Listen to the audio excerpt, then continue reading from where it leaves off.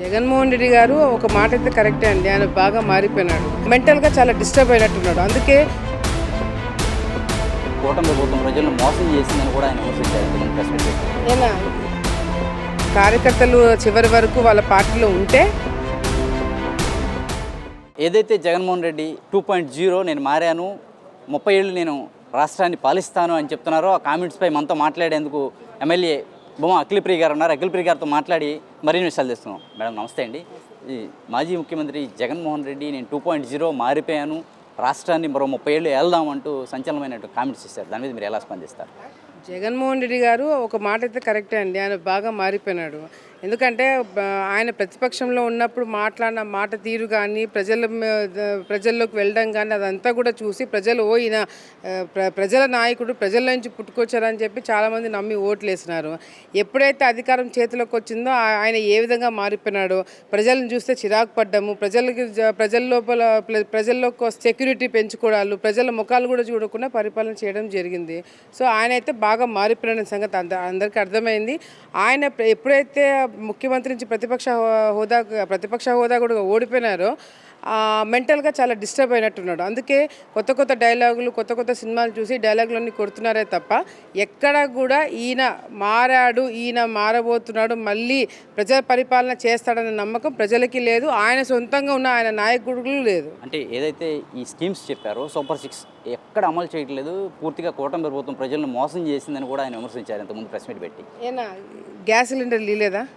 అది one of the super 6 కాదా? Pension పెంచలేదా? అది వన్ ఆఫ్ ద ఇది కాదా? ప్రతి ఒక్క కాన్స్టిట్యున్సీలో ప్రతి ఒక్క నెల జాబ్ మేళా జరుగుతుంది.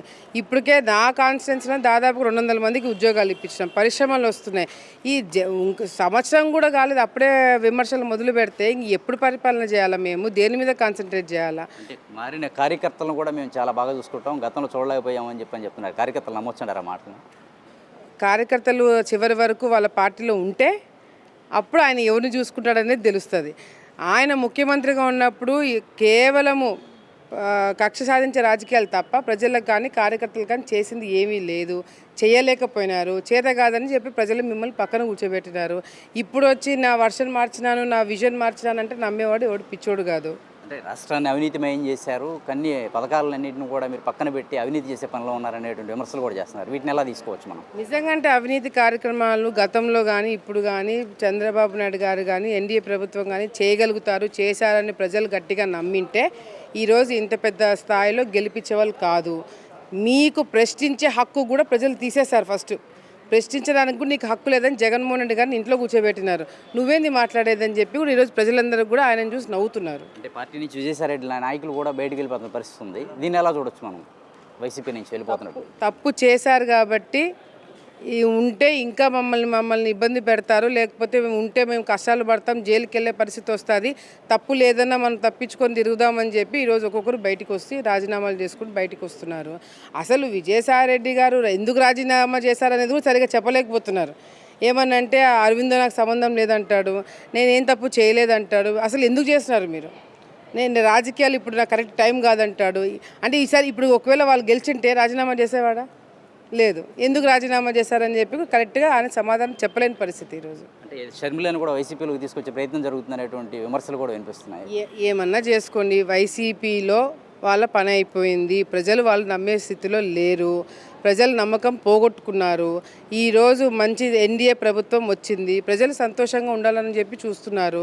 సో ఇవన్నీ కూడా ప్రజలు ఆయన కొట్టే డైలాగులు కూడా అందరూ ఎవరు పక్కన పట్టించుకోవట్లేదు, పక్కన పడేస్తున్నారు.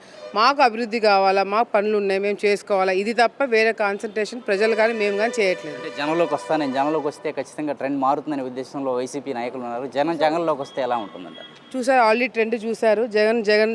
జనాల్లోకి వస్తే ఈసారి జనాలు తిరుగుబాటు చేస్తారు, తిరిగి తన్నే పరిస్థితికి తీసుకురాకుండా ఆ హుందాతనం మెయింటైన్ చేయాలని చెప్పి కూడా మేము కూడా కోరుకుంటున్నాము. ఇప్పుడు కూడా డైలాగులు కొడుతున్నారు, మేము వస్తే అది చేస్తాం, ఇది చేస్తాం, మీరు గుర్తుపెట్టుకోండి. వాళ్ళ ప్రభుత్వంలో ఉన్నప్పుడు ఎవరిని పడితే వాళ్ళ మీద కేసులు పెట్టినప్పుడు లేదా, జైలుకి మహిళలను కూడా చూడకుండా జైలుకి పంపించింది లేదా, అప్పుడు గుర్తురాని నీతులు ఈరోజు ఎందుకు గుర్తొస్తున్నాయని చెప్పి కూడా ఈరోజు ప్రజలు అడుగుతున్నారు వాళ్ళని. Thank you. ఓకే, ఏదైతే జగన్మోహన్ రెడ్డి 2.0 కామెంట్స్ చేశారో ఆ కామెంట్స్ మీద బొమ్మ అఖిలప్రియ గారు అయితే తీవ్రంగా స్పందించినట్టుగా చెప్పుకోవచ్చు మనం. జనంలోకి జగన్ వస్తే జనమే తిరగబడి కొడతారని కూడా ఆవిడ ఘాటైనటువంటి వ్యాఖ్యలు చేశారు. కెమెరా పర్సన్ రెహమాన్తో జర్నలిస్ట్ నాని, ఏపీ అమరావతి, అభినవ్ భారత్.